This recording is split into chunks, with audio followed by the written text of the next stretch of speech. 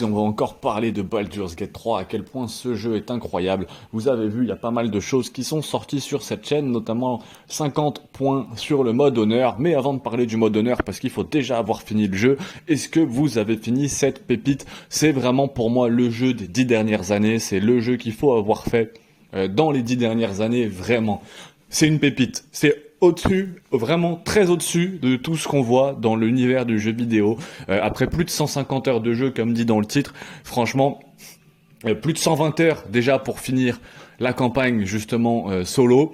Et ensuite, là j'ai dû mettre 30 à 40 heures sur le mode honneur. Allez, peut-être un peu moins. En tout cas, je suis pas encore passé à l'acte 2 en mode honneur. Rien que l'acte 1 en mode honneur, ça change complètement le jeu par rapport à tout le jeu principal, hein, surtout si vous le faites en difficulté un peu plus classique. Faites bien attention, je vous conseillerais du coup même peut-être de le faire en tacticien dès le début, mais ça peut vous brider si jamais c'est trop compliqué. Donc à voir en fonction de votre patience, de votre habilité aussi, si vous connaissez ce type de jeu. Si vous connaissez pas du tout, vous pouvez faire la première run comme moi en normal. Mais si jamais vous avez déjà joué à des jeux de ce style, je vous conseille plutôt de faire une première run en tacticien, sinon vous allez galérer quand vous allez vous retrouver en mode honneur, qui est vraiment plus dur. Le mode honneur, ça change littéralement ce jeu, qui est juste une pépite, qui est quasiment infinissable en fait, parce qu'après 150 heures de jeu, j'ai cru comprendre qu'il y avait juste 160 heures de dialogue. C'est-à-dire que vous pouvez faire une run de 100 heures de jeu, vous avez même pas fait la moitié du jeu, quoi. Donc c'est vraiment énorme en termes de durée de vie, en termes d'intérêt aussi, parce qu'après avoir fini le jeu une première fois, je me sentais pas, mais j'avais vraiment envie de réussir ce mode honneur.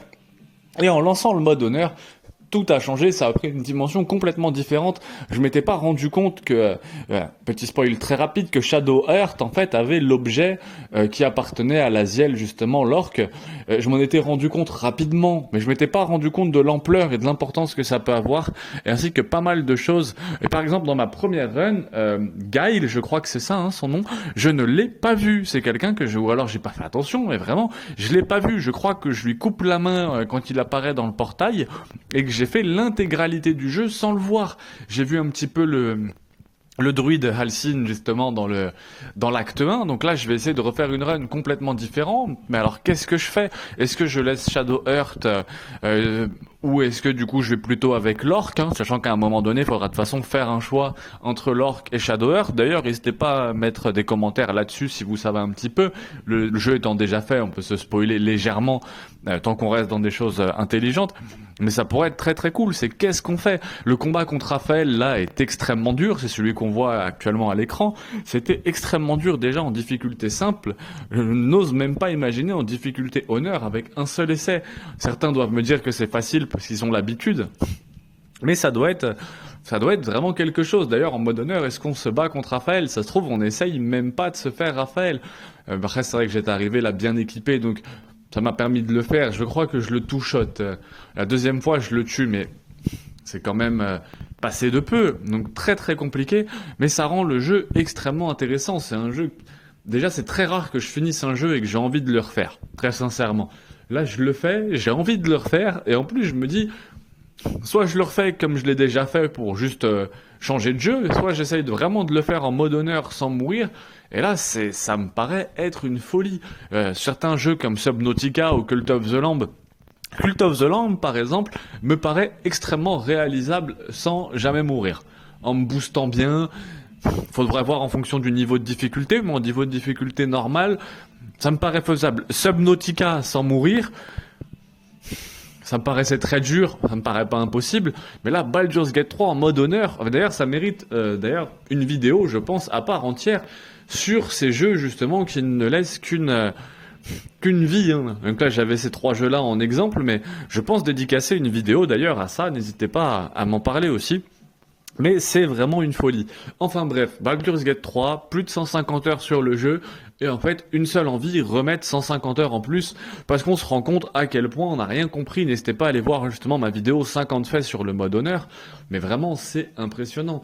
Le sort Invisibility, je me suis quasiment jamais servi, on se rend compte qu'il est très utile. Il y a plein de sorts, le sort pour les dégâts de chute qui peut être très utile aussi. En fait, il y a plein de choses, on se rend vraiment pas compte à tout ce à quoi les développeurs ont pensé. Nostalgique en parle très très bien dans une de ses vidéos d'ailleurs. Donc voilà, c'était vraiment un briefing rapide pour avoir un peu toutes les idées qui me passent derrière la tête. Et d'ailleurs, effectivement, faire une vidéo sur tous ces jeux qui me proposent un mode qu'il faut réussir du premier coup avec une seule vie, ça me paraît extrêmement intéressant.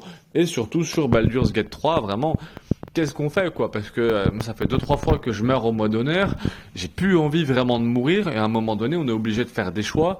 Ombre Cœur ou l'autre, et je pense que je dois y avoir d'autres choix pareil. À un moment, on a Will et Kalash aussi. Il faut faire un choix, soit Will, voilà, soit maltraiter un peu Will, soit effectivement va falloir éliminer Kalash, sachant qu'on aime bien quand même l'avoir avec nous pour le long du jeu.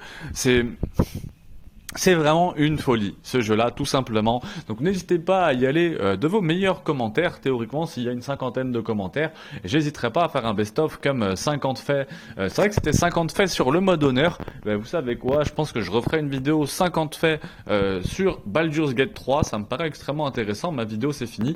C'était celle-là, hein, justement, 50 faits surprenants sur le mode honneur de Baldur's Gate 3.